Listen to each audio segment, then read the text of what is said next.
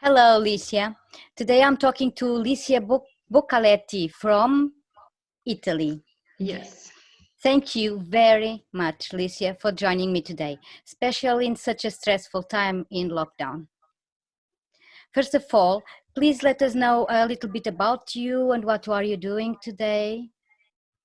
Well, yes, I'm currently the president of ANS, which is an Italian NGO, working in the social field with different target groups, including older persons. I think in these days it's important to remember that. And yes, I'm working from home like everyone else, I guess, or most people these days, trying to carry on. Yeah, that's what we are all doing today. How do you Right. feel about experiencing this epidemic in the place you are living in? It's such a stressful place in Europe. Yes. Well, if I think about me personally, I would say I'm very lucky because I can work from home. I'm safe. My family is safe and healthy, so I can't complain. But then, if I look broader to my city, my region, my country, then I can really feel the pressure and the stress that everyone is experiencing. Of course, at different level. Some are luckier, some are feel more vulnerable these days, and this has to do, of course, with the emotional and psychological side, but also with the economical impact of the lockdown. So it's a mix of feeling and challenges and difficulties. But at the same time, my impression is that most people has proven to be very resilient. And so trying to react, trying to reorganize their life, to carry on. So I would like to see, the positive side. The positive, yeah, yes. Do you think the COVID-19 is a cause in itself, or it's a consequence of something greater than just a virus? Well, I mean, I think it's a cause in itself, but at the same time, I think when something like this happens, like a crisis like this, it always impacts on the broader situation and the reality we were living even before the outbreak of the COVID-19 was characterized, I would say, by a lot of inequalities, vulnerabilities, and situations that probably caused an even more negative effect of the COVID on our society. Mm-hmm. Which things are you thinking about when you say that? Well, I think in the past years we have seen an economic but also societal crisis, with people being more and more left alone, smaller social networks, smaller families, also less stability from the point of view of your working condition, your income. So all these things together made us as a community more fragile. And when you are fragile, then if something like COVID happens, then you are less capable to react. And in the case of Italy, and not only Italy, I think it's a worldwide thing. But do you think that the news in the media has become obsessive and monothematic? At least in Portugal it is. And this can influence or even highlight the fear factor in people. Yes, I think this is a really good point. I've heard many persons saying that because they are home, they are watching TV or internet all the time, but what they can see is only about, or hear it's only about the virus. Of course, the media, not all the time they communicate it in a very how can I say, realistic way, because they are trying as media to make breaking news. So sometimes they even exaggerate the topics, the issues. And yes, I think that's a big problem. It doesn't help for sure. I would prefer a more limited level of information, maybe more accurate, more precise, but you know, not like 24 hours a day only talking about this. That's what it's happening here, at least. With obviously wanting to make no projections, we can't do this. But in your opinion, what do you think this pandemic can change in terms of people's behavior in society in the future or in the near future?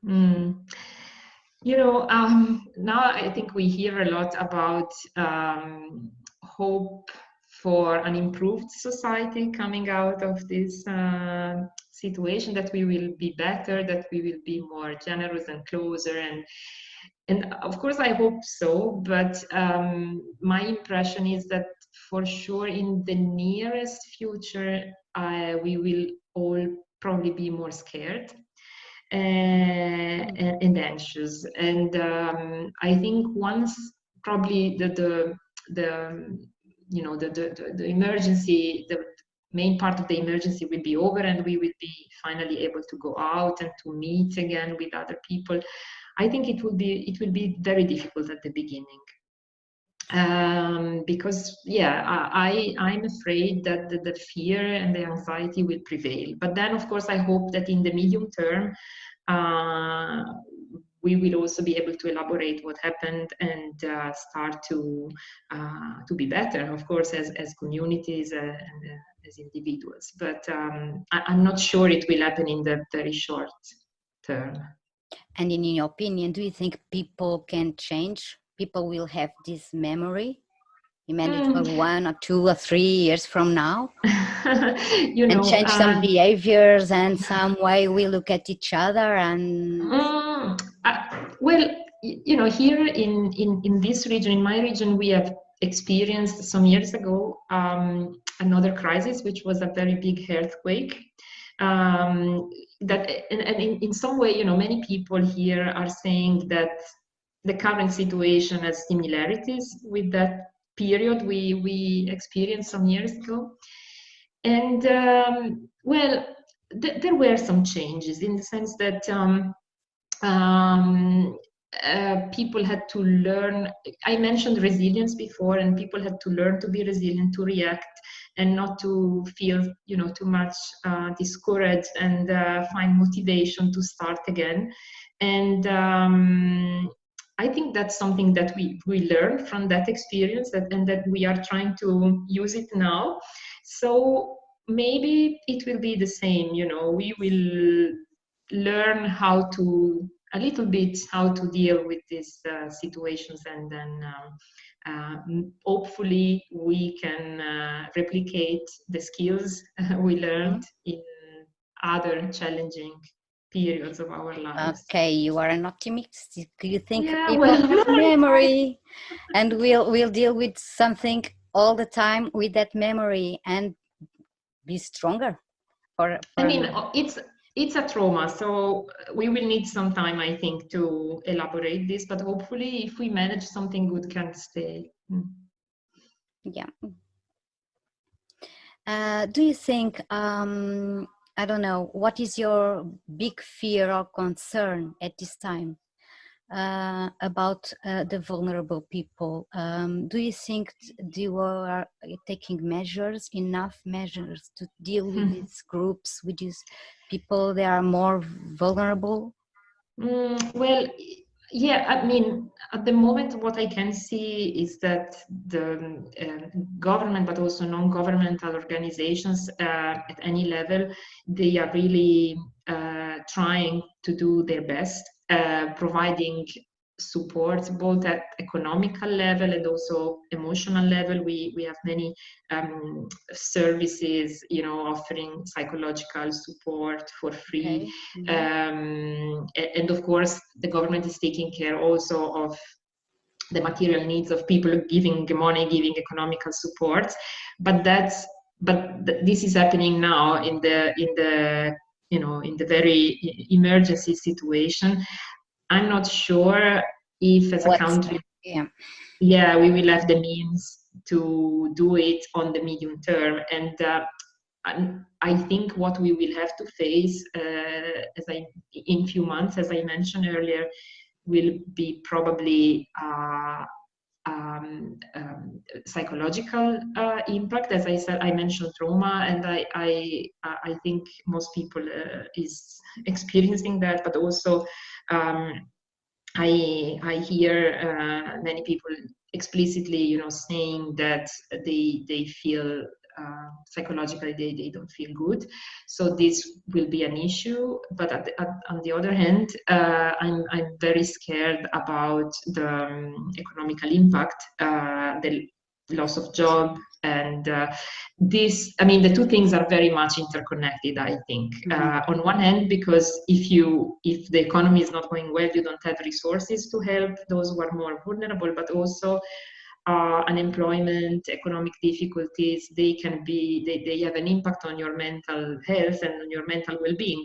So these two aspects are, in my opinion, are really at risk now, and also very much interconnected. So that's my fear in the medium term. Yes, but we don't know if the measures are being taken from now. We can't guess that. No. So let's see what's going to happen in the future. I hope people work together finally to make something better. I mean, in Europe at least. I think we are now all, looking to the European level to see if they will be able to handle the situation as a group, as a team. It will be the first time if it happens, but that's my opinion. I don't know, it's for sure.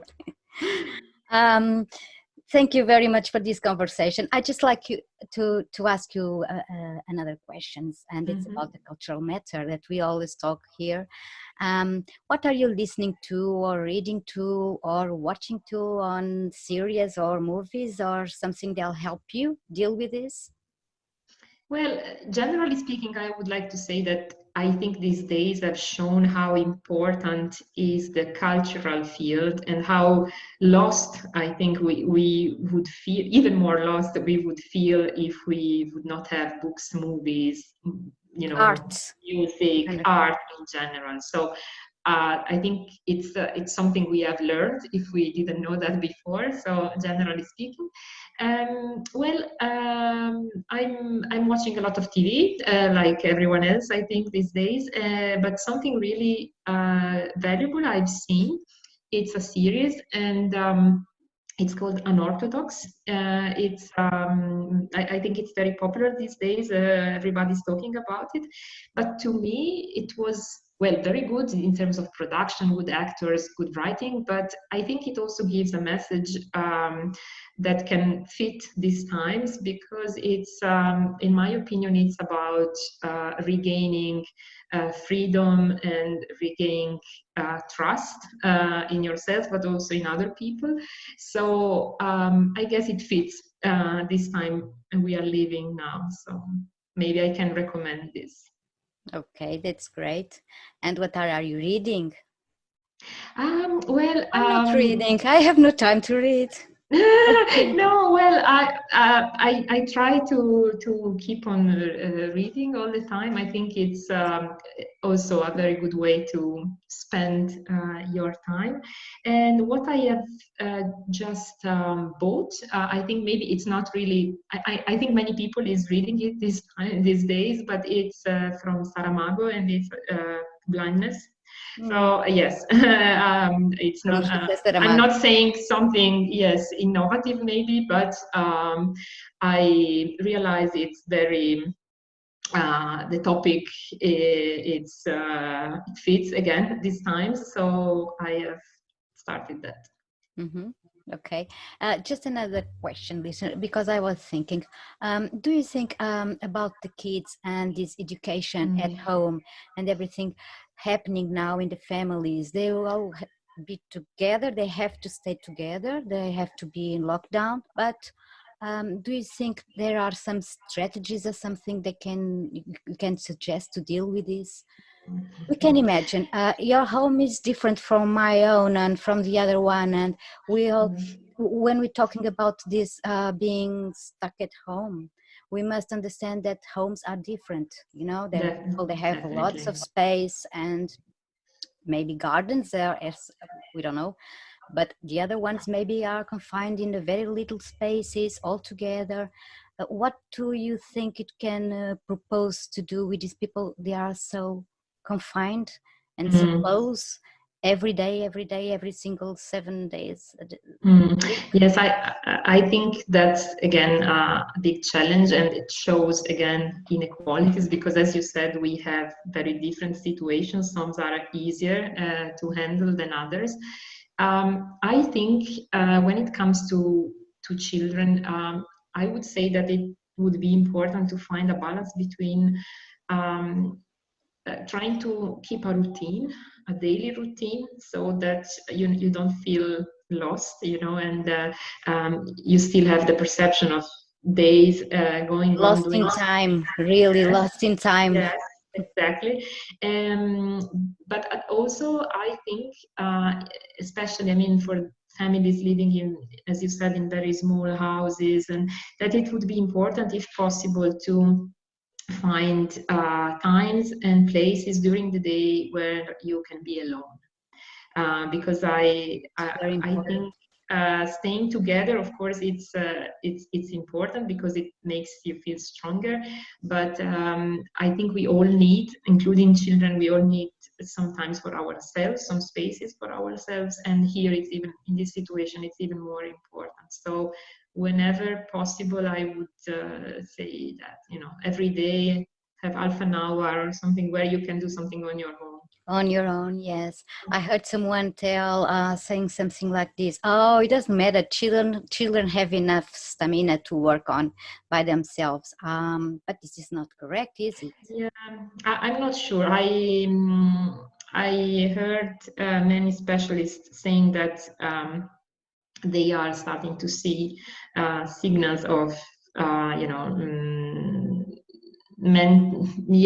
psychological distress in children. Maybe they don't, of course, they don't say it, so they can't say it openly, but if you ask them about their dream, what they are dreaming, or if you look at the drawings they do, drawings, yeah, and start seeing that, they understand that the situation has an impact on them, of course. And you can see that something's wrong is happening to them. You have to be very aware, very careful watching them. I think so. Okay. So, Licia, thank you so much for your time, for this chat. It was very brief, as I told you, but I think you said a lot of very important things and suggestions. So thank you very much for this. Thank you. Thanks. Have a good time, and please stay safe. You too. Thanks. Thank you, Licia. Bye. Bye.